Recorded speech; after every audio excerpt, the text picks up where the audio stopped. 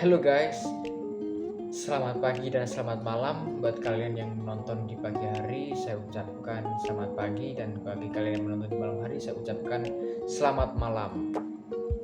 Kembali lagi di channel saya, Yusef Trimartiono, dan dalam kesempatan video kali ini saya akan membahas sedikit mengenai pengertian dari afektif.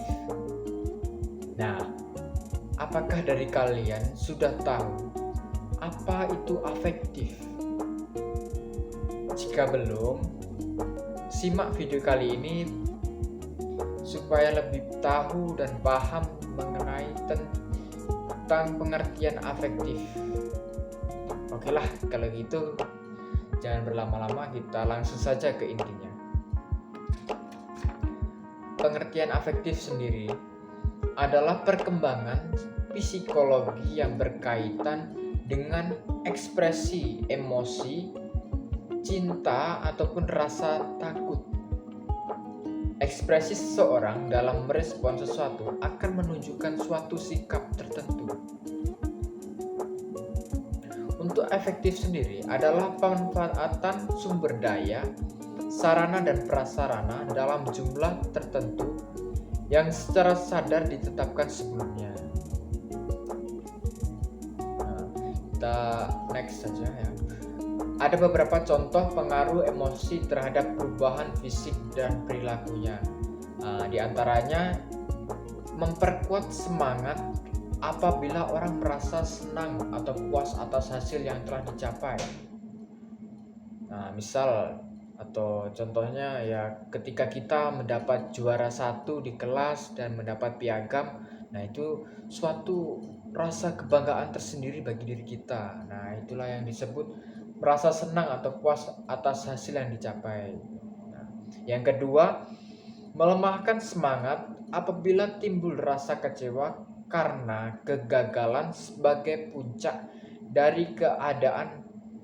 Inilah yang timbul rasa putus asa atau frustasi. Itu melemahkan semangat. Ketika kita belajar naik sepeda dan kita terjatuh dari sepeda dan kita mengalami luka dan rasa sakit, ketika itu kita merasa frustasi, merasa gagal, semuanya usaha kita tidak ada hasilnya. Itu yang dinamakan melemahkan semangat. Padahal kita bisa lebih semangat lagi bila belajar dengan tekun dan kerja keras dalam setiap usaha. Yang ketiga, menghambat atau mengganggu konsentrasi belajar. Ini menghambat atau mengganggu konsentrasi belajar. Apabila seseorang mengalami ketegangan emosi dan bisa juga menimbulkan sikap nervous atau gugup ya dalam berbicara gitu. Ketika kita maju berpresentasi di depan para kawan-kawan kita, di depan guru kita, itu serasa nervous sehingga konsentrasi kita terganggu. Apa yang kita sampaikan mengenai materi tersebut tidak begitu bermakna bagi teman-teman, atau tidak paham apa yang dijelaskan sama teman kalian yang sedang berpresentasi tadi.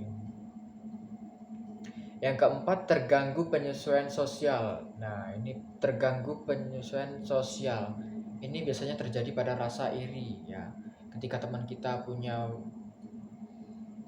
harta yang lebih, contohnya ya saja ya motor.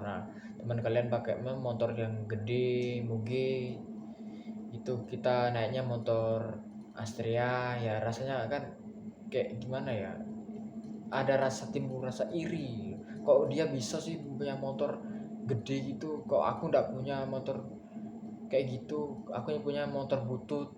Itu rasa cemburu dan iri hati yang ditimbulkan atas perasaan emosi tadi terhadap pengaruh fisik ya. Yang kelima, suasana emosional yang diterima dan dialami individu semasa kecilnya akan mempengaruhi sikapnya di kemudian hari, baik terhadap dirinya sendiri maupun terhadap orang lain. Suasana emosional yang diterima. Emosi juga bisa diartikan sebagai pola reaksi kompleks yang melibatkan pengalaman, perilaku, dan sosiologis. yang digunakan untuk menangani masalah atau peristiwa penting dalam yang dialami individu, dialami diri sendiri ya. Nah, kita next saja. Hubungan antara emosi dan pengaruh emosi terhadap tingkah laku.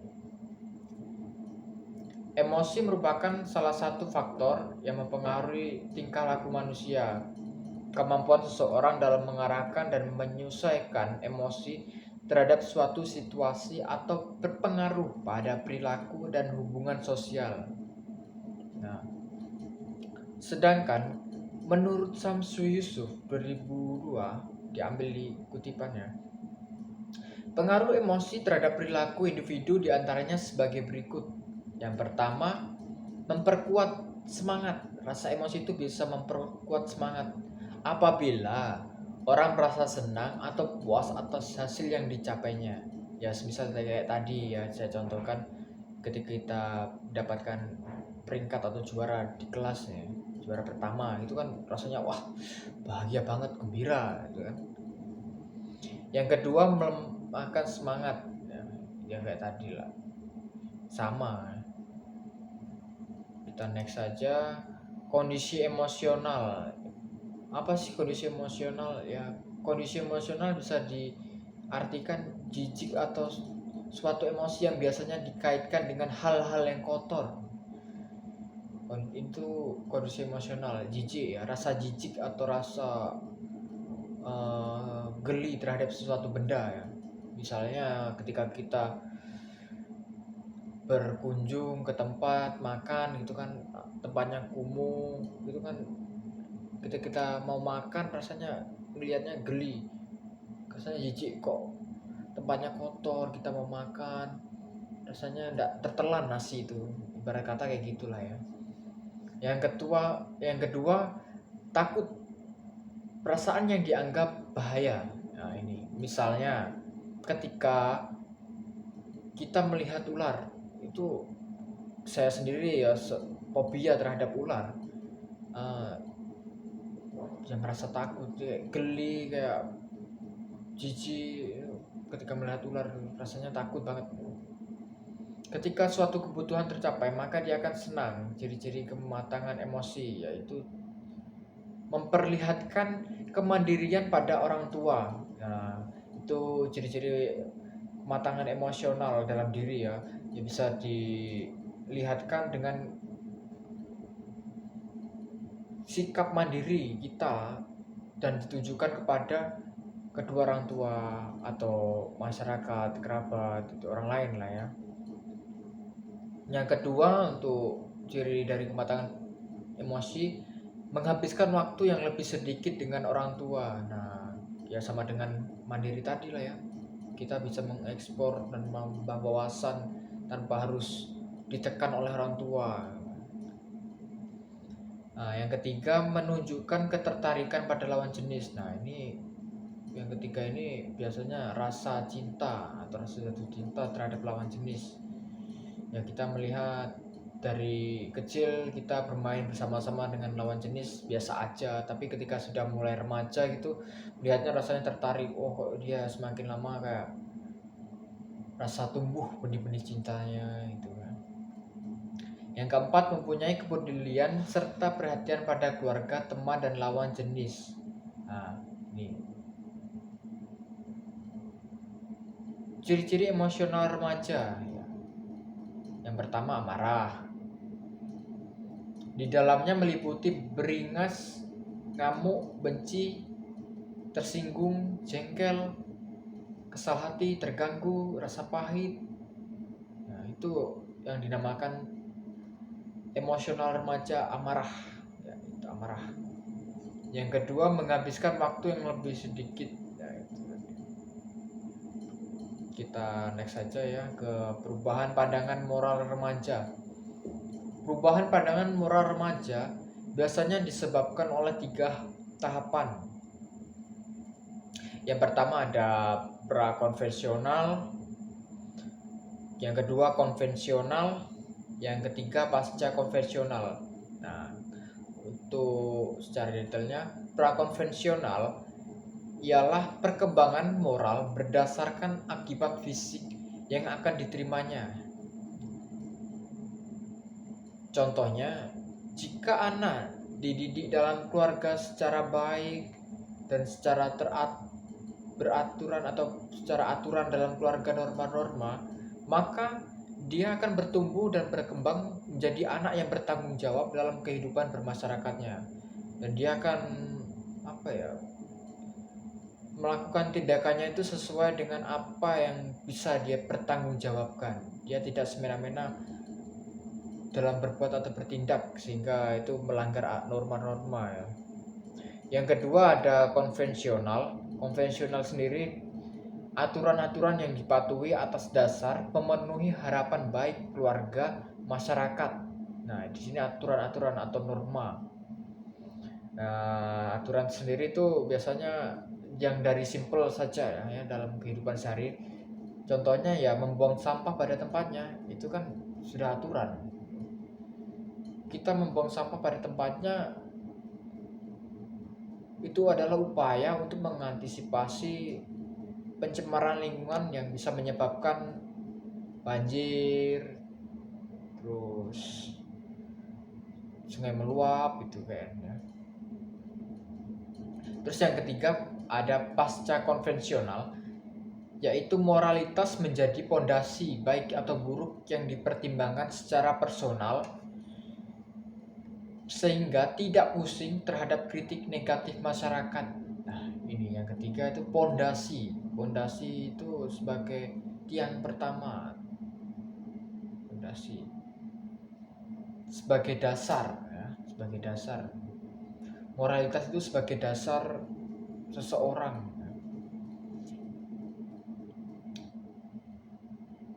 Contohnya sendiri ya karena orang sudah punya norma-norma, punya aturan sehingga mampu tindakannya itu dikatakan sebagai moralitas.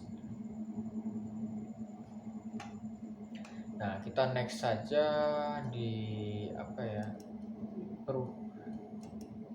upaya mengembangkan nilai moral sikap remaja serta implikasinya dalam penyelenggaraan pendidikan. Nah, ini ada 2 poin. Yang pertama, mengajarkan kejujuran pada anak atau orang ya, ketika saat masih kecil. Usia remaja sudah mulai berani bohong, contohnya ini kepada orang tua, berani berbohong pada orang tua demi kebaikannya sendiri. Yang mungkin dia dianggap baik, tetapi ketika orang lain memandang itu tidak baik karena sudah ada aturannya tersendiri. Yang kedua, melatih sikap tanggung jawab pada anak remaja. Contohnya yang meminta maaf bila ketika anak melakukan kesalahan, bukannya membela anak itu berlebihan. Tahu anak itu salah malah dibela, itu kan suatu tindakan kesalahan. Itu tidak mendidik. Nah, kita next saja ke faktor-faktor yang mempengaruhi perkembangan nilai moral dan sikap. Faktor nilai. Faktor nilai terjadi melalui identifikasi dengan orang-orang yang dianggapnya sebagai model atau panutan mereka. Jadi mereka itu menggunakan model ya, kayak idola. Contohnya ya seperti Cristiano Ronaldo, pemain bola terkenal itu kan dijadikan sebagai model. Wah, dia itu sukses dalam karir bolanya sehingga aku mungkin bisa kayak dia. Jadi aku harus penuh dengan rasa kerja keras, tanggung jawab. Terus untuk yang poin kedua dan ketiga itu faktor moral dan sikap. Melalui konsep superego dibentuk melalui jalan internalasi larangan-larangan atau perintah yang datang dari luar atau orang tua.